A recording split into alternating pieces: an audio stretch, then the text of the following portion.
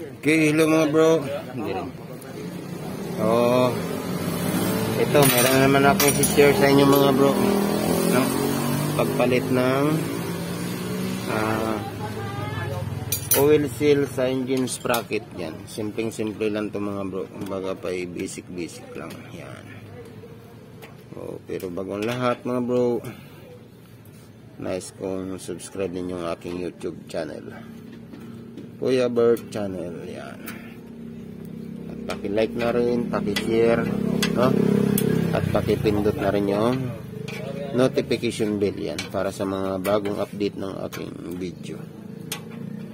Okay mga bro. So ito naman mga bro ay basic lang nga daw to eh. Simple lang to. Pagpalit ng oil seal sa engine sprocket. So kung nakikita nyo mga bro, ayan, puro langis, no? So delikado, baka maubusan ng langis yung makina. So pag naubusan ng langis ang makina, so sigurado katok ang makina.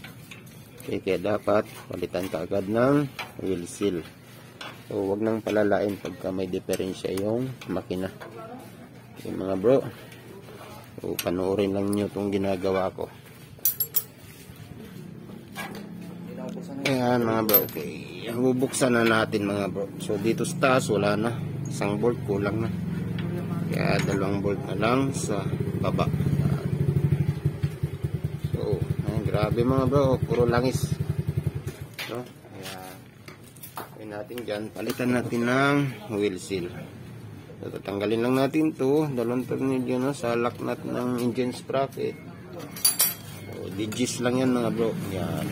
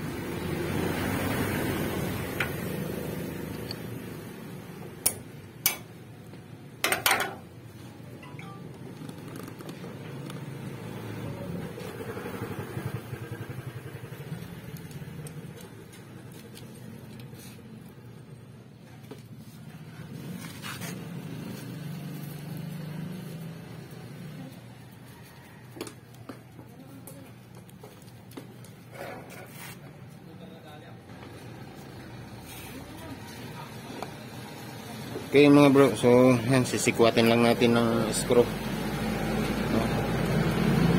So, pag sikwat ng screw, tanggal na agad yung oil seal. So simple lang yan mga bro. Yan. Okay, ayan mga bro, yun, tanggal na. Okay, so simple lang.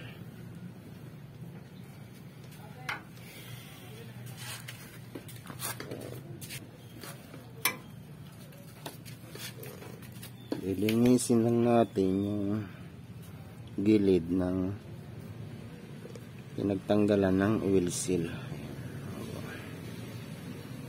Okay.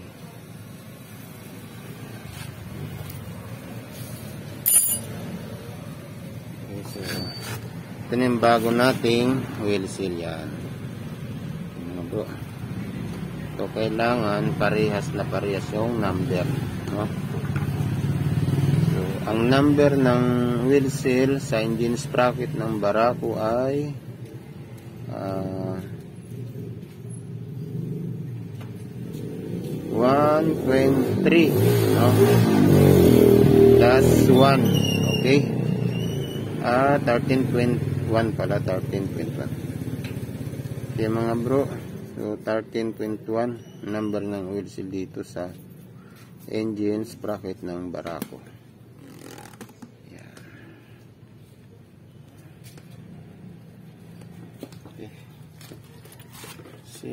Simple.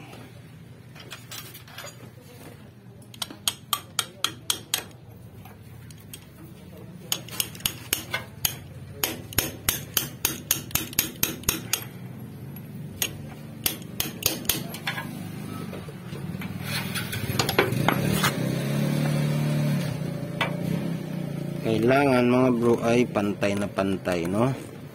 Para maiwasan yung tagas. Yan.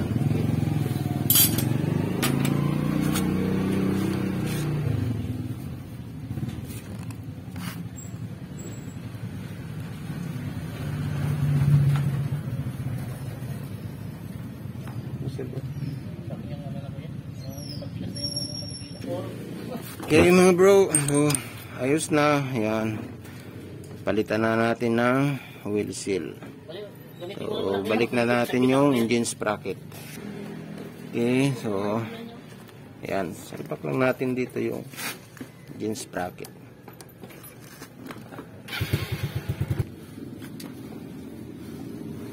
Okay mga bro, yan, ayos na. So, isisintro lang natin yung spline, tulak yung engine sprocket. So ganun lang kasimple mga bro, no? Baga pa sa iba sabingan nila basic lang daw yan. Oh. Para sa mga nagbibiyahe ng motor, no? So kung kailangan nyo magpalit ng engine sprocket or oil seal, so panoorin lang nyo itong video ko. Yan. Simpleng-simple lang. Babalik natin yung lock.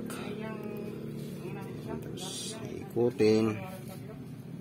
Balik natin yung mga tornilyo.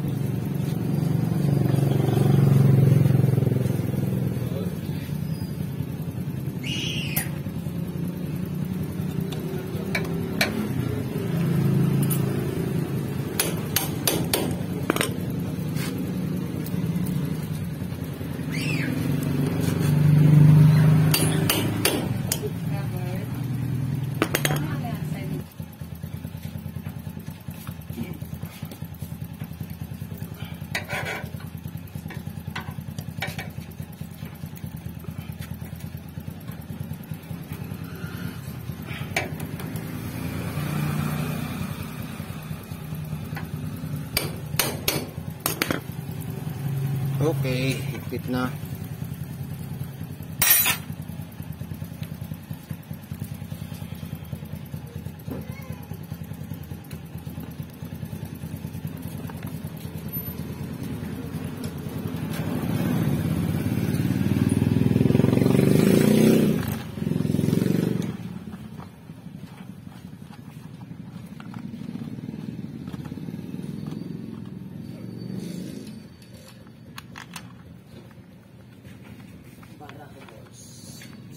Okay mga bro, so okay na, yun lang mga bro, no? Pag nagpalit ng oil seal sa engine sprocket.